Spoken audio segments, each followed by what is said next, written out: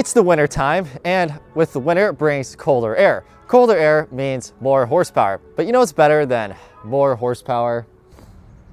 That's right, even more horsepower. Today we're going to review what I think is the best designed intake for the BMW E36 chassis, and we're going to make sure it passes the sound test. Spoiler alert, it does.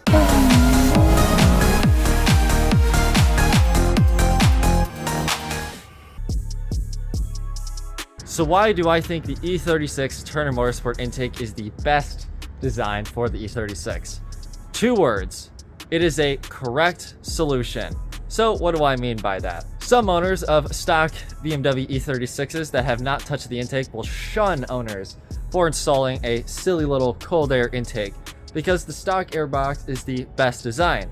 Well, they're not technically wrong. See, the stock airbox has a direct duct that feeds into the airbox, and it has a closed off filter within the stock airbox. It's a really cool design. The only problem is it's quiet and muted.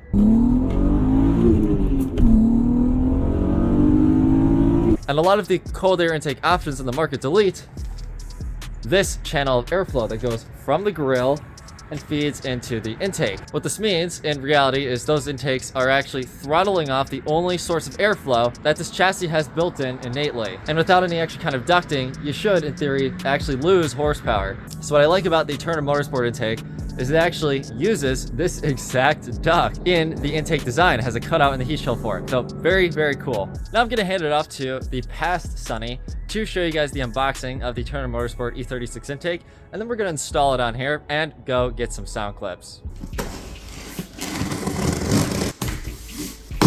First of all, we have our silicone intake boot. I got the non-ASC version of this kit. We will be retaining the secondary throttle body, but eventually, when mine fails, I will delete it. I'm going to use the silicone intake boot when I do it. You can cut it to size, and it does have your ports for the ICB hose, or an intake air temperature sensor port if you do an M50 manifold swap on an OBD2 car. You have an extra bump for that. This is very high quality. It's got a nice little Turner Motorsport badge on there. I have held an AFE intake before, and I have to say this feels much nicer than that heat shield. The crinkle finish is much sturdier, much more robust.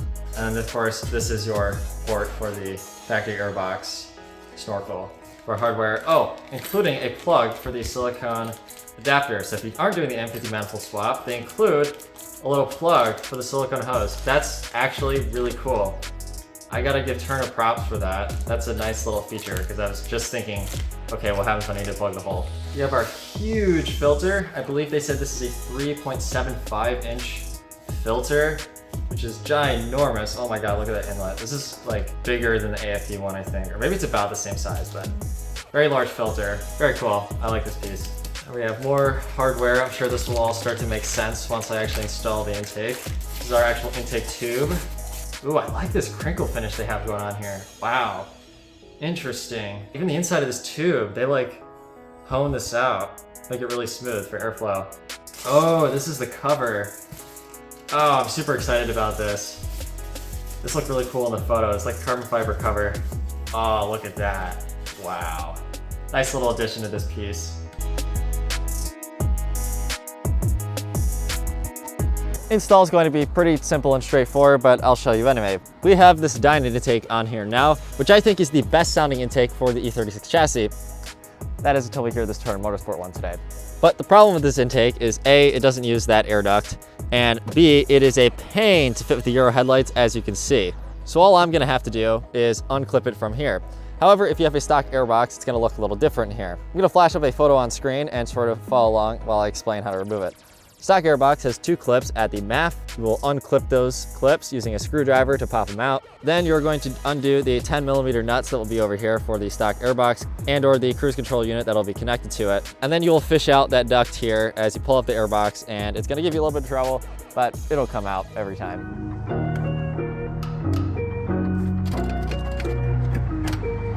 A few moments later. It is a new day now.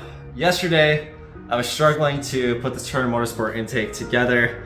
As we said earlier in the video, it didn't come with install instructions. I don't know if that was a packaging error or if there isn't any. So I was using the photo on Turner Motorsport's website to figure out how this thing goes together. So now that I've done it, I'm gonna kind of show you guys how this looks in the car installed.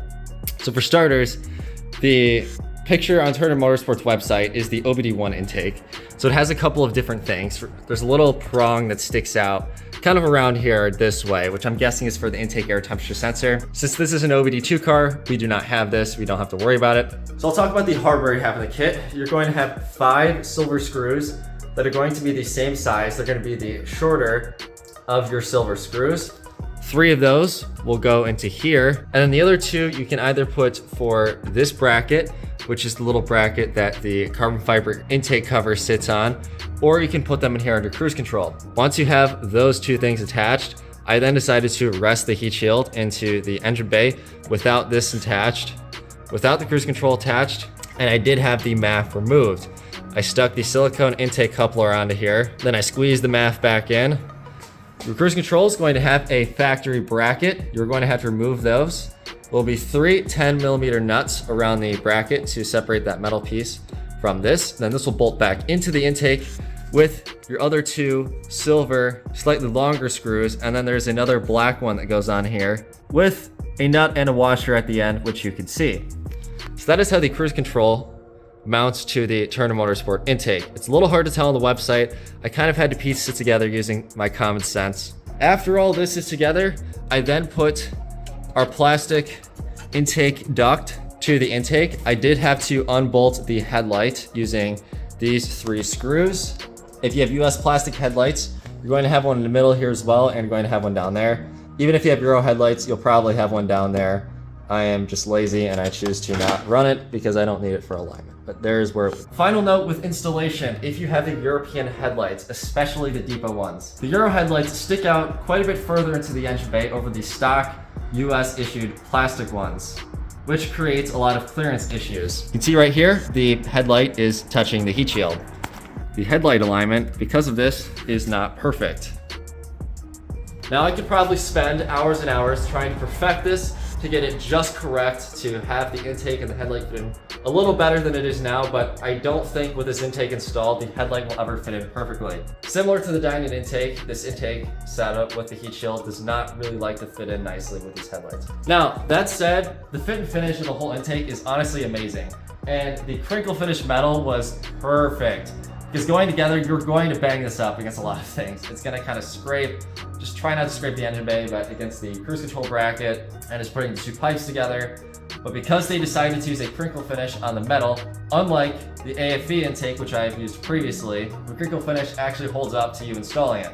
Whereas the AFE intake just starts to chip off and fall apart and is honestly really cheap in comparison. So as far as heat shield intakes go, the Turner Motorsport one is the highest quality in my opinion. Now, everybody's favorite part of the video, I'm gonna throw the carbon fiber cover on this intake, and then we're going to go for a drive. I did do some driving yesterday, but I'm gonna give you guys my impressions on a second test drive with this intake.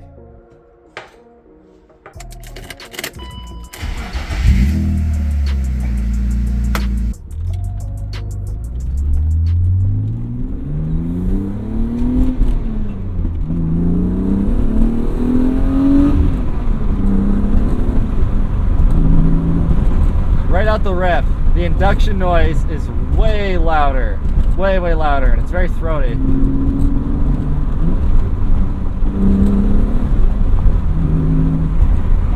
Let's roll the windows up here. Sounds really nice, really throaty and mean. One thing I'm noticing on this intake compared to the Dinan intake is the induction noise is, while louder, it is a tad bit louder. It's less defined, it's more in your face. Especially the Vanos kickover. The Dinan intake right up at like 5,300-ish RPM, you can really hear it kick over. And you can still hear it in this intake, but it's a little less defined. I think this would sound really nice with the M50 intake, because that tends to make these a lot throatier, and it sort of match the sound.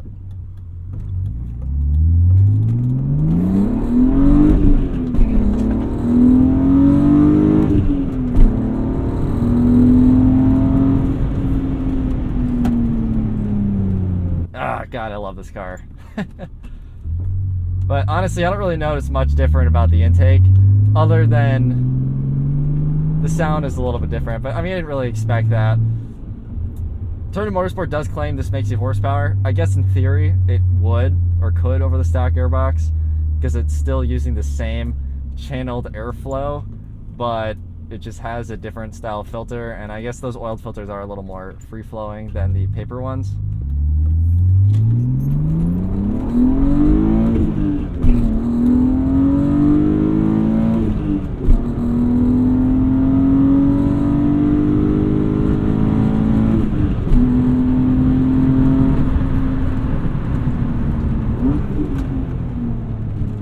Ooh, got some pops from the Audi. Oh, yeah, he's a car guy. He's got the license plate thing. We're gonna do a windows down pull now. I'm also noticing that under partial throttle, it kind of has the same whistle that the Dinan intake has, which I guess is more so the filter than it is the intake itself.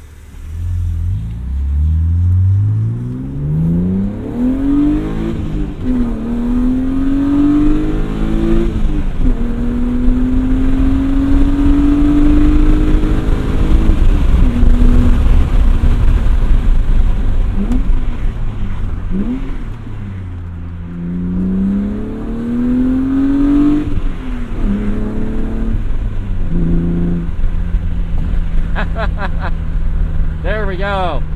So my impressions, it actually sounds a lot like the stock airbox, just a little louder, which should make sense. It's the same design as the stock airbox.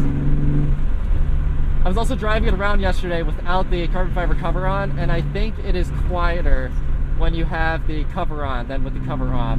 So a good little way there to actually get some more induction noise.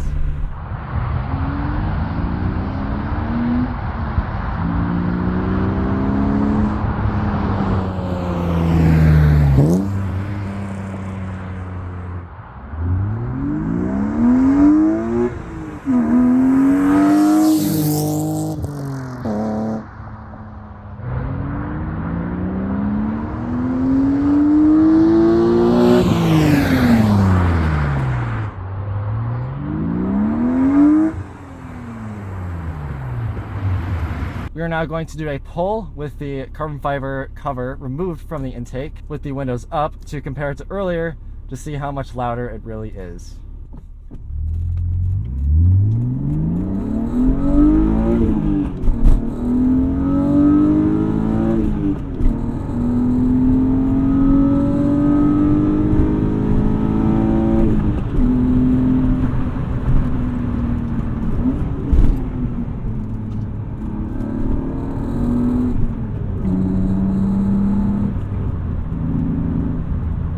Intake is much louder with the cover removed. I think I would probably just run the cover off all the time. It sounds so much better that way.